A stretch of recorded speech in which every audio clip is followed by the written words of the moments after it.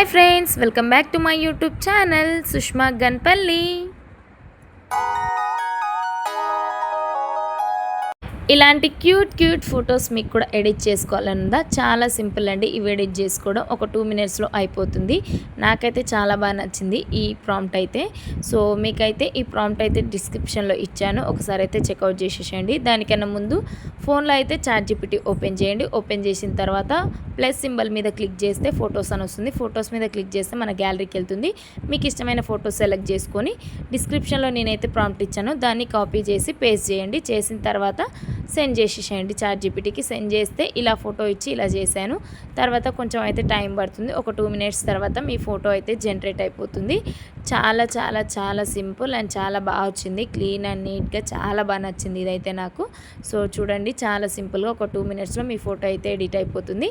దాన్ని పైన save symbol మీద క్లిక్ చేసి సేవ్ చేసుకుంటే మీ గ్యాలరీలోకి ఫోటో అయితే సేవ్ అయిపోతుంది. అంతేనండి, చాలా సింపుల్ అండ్ చాలా క్యూట్గా ఉంది. నాకైతే చాలా బాగా నచ్చింది ఈ ప్రాంప్ట్.